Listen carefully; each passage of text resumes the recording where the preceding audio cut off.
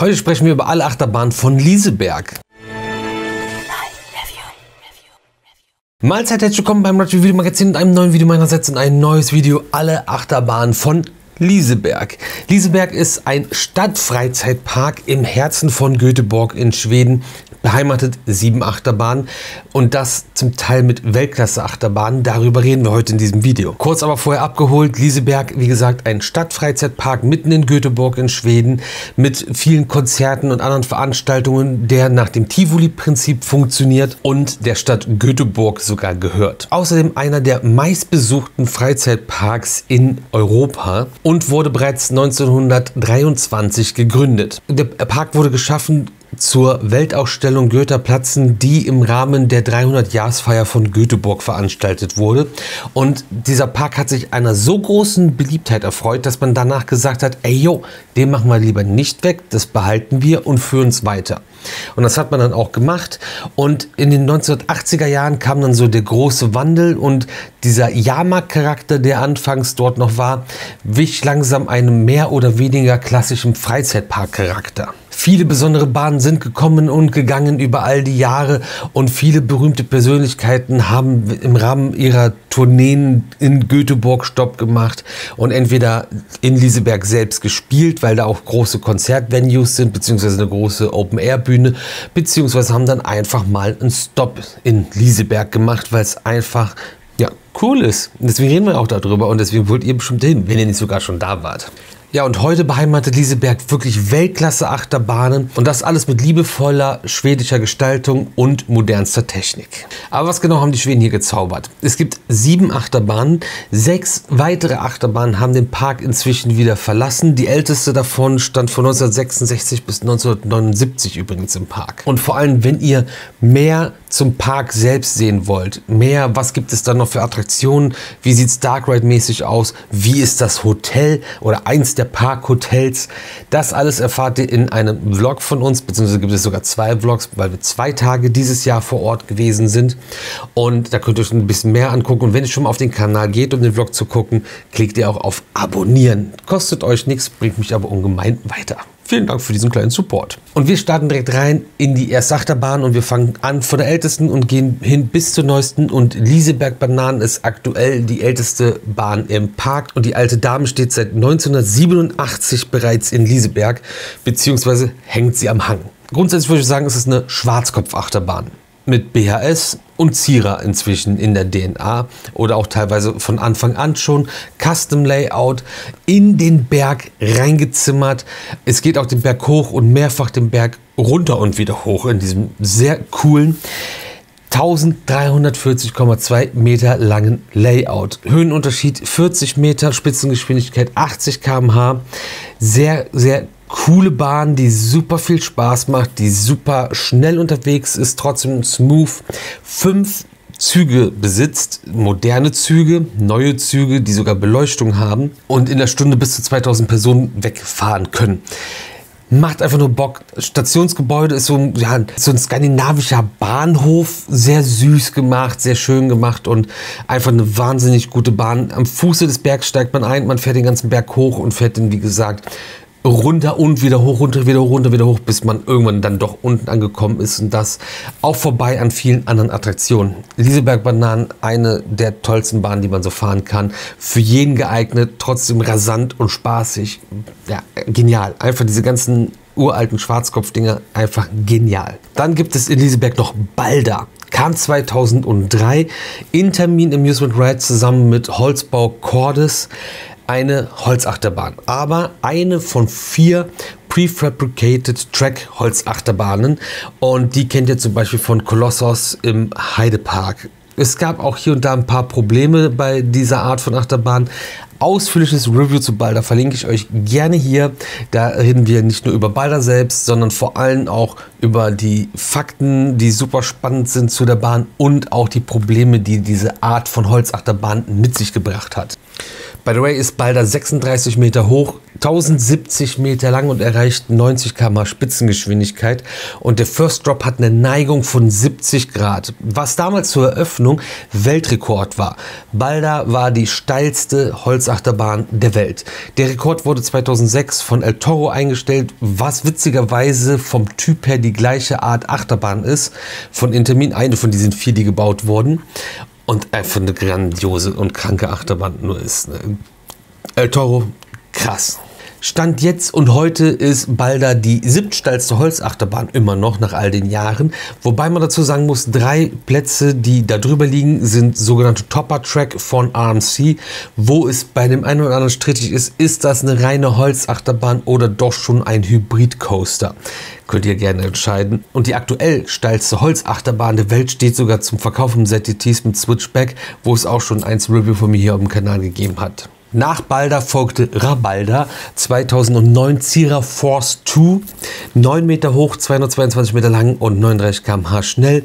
Und die kleinen Gäste mit ihren Familien zusammen kommen hier auf ihre Kosten und werden angesprochen. Ein süßer Zug, ein sehr nettes Setting und die fahren immer gut, die Dinger. Cira Force Coaster, einfach ein Garant dafür, dass man eine sehr gute, solide Familienachterbahn sich in den Park holt. Gefällt mir sehr gut. Stammbananen kam dann 2013 als nächste Bahn von Preston und Babiri. Ein sogenannter Mini-Wagon, 3,3 Meter hoch, 53,8 Meter lang, 19,8 km/h schnell. Also noch kleiner. Und ja, ganz nett, aber obwohl noch kleiner und weniger beeindruckende Zahlen, fahren die Dinger sich ein bisschen unangenehmer, ruppiger als zum Beispiel so ein Force Coaster in meinem Empfinden. Und schön ist er jetzt auch nicht unbedingt. Aber ein Jahr später kommt Helix und Helix ist krass, einfach nur absurd. 2014 Mack Rides Launch Coaster bzw. Multi-Launch Coaster mit LSM-Antrieb und Züge kennt ihr vom Blue Fire. Die Mega-Coaster-Züge von Mack Rides hier in einem sehr geilen Gründesign und vor allem mit einem richtig geilen Lichtpaket. Von unserem Erstbesuch bis zu unserem Zweitbesuch hat sich ein bisschen was geändert und die Over-the-Shoulder-Lap-Bars haben inzwischen auch nochmal zusätzliche Gurte bekommen.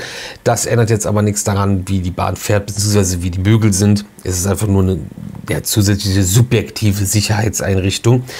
Der Zug hat übrigens in der letzten Reihe die sogenannten Big Boy Seats, wo ein bisschen mehr Platz für größere, luminösere Menschen ist. Und das könnt ihr mit dem Testsitz zum Beispiel vorher testen, der bei Grün euch alle Sitze frei zur Auswahl gibt. Bei Gelb müsst ihr dann einen Big Boy Seat nehmen und bei Rot geht das Ganze leider gar nicht. Aber mehr im Detail über Helix spreche ich auch hier in einem Einzel-Review und da auch über die 41 Meter Höhe, 1381 Meter Streckenlänge, die mit 100 km/h befahren werden und dort befinden sich 7 Inversionen.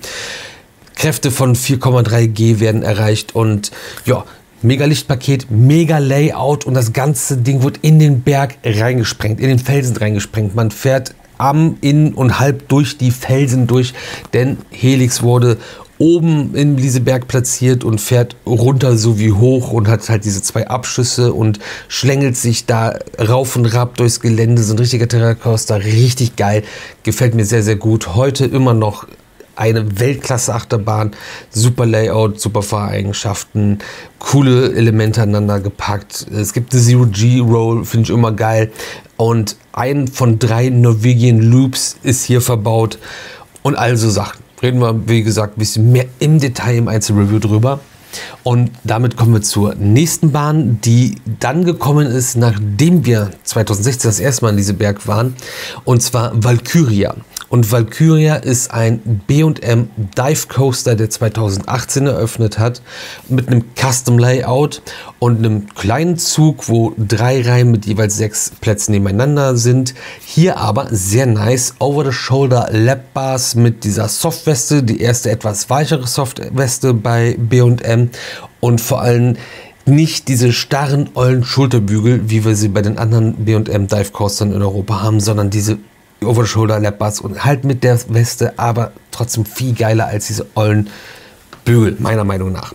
Wir haben nämlich in Europa 5 der insgesamt 19 Dive Coaster, die B&M ausgeliefert hat, und Valkyria ist auch noch der längste davon. Vorher seien vielleicht noch die 47 Meter Höhe erwähnt und 50 Meter Drop, denn es geht in einen Tunnel, in ein Wassernebel gefülltes Loch und auch der Tunnel sehr aufwendig und sehr kostspielig. Zu Valkyria gibt es natürlich auch ein Einzelreview hier auf dem Kanal. Aber die 700 Meter sind hier der Rekord und damit ist man vor dem Baron in Efteling, vor Krake im Heidepark oder auch vor Oblivion in Alton Towers sowie Oblivion the Black Hole in Gardaland. Das sind die Dive Coaster, die wir hier in Europa haben.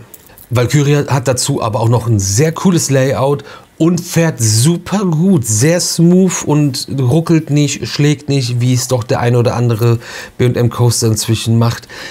Aber das Ding hat uns sehr, sehr gut gefallen, überrascht und komplett überzeugt. Also gute Wahl. Valkyria ist echt cool geworden. Und man hat 2023 die letzte Achterbahn eröffnet, und zwar Luna. Und Luna gehört zum neuen Themenbereich Luna Park, der 2023 anlässlich von 100 Jahre Liseberg eröffnet wurde. Und Luna ist ein Vekoma Family Boomerang. Eine Achterbahn, bei der man vorwärts wie rückwärts unterwegs ist, auf der gleichen Strecke. Man wird rückwärts aus der Station gezogen, fährt vorwärts dann die Strecke ab, kommt zu einem Spike, wo man hochfährt und diesen fährt man rückwärts wieder runter und fährt die ganze Strecke rückwärts nochmal ab.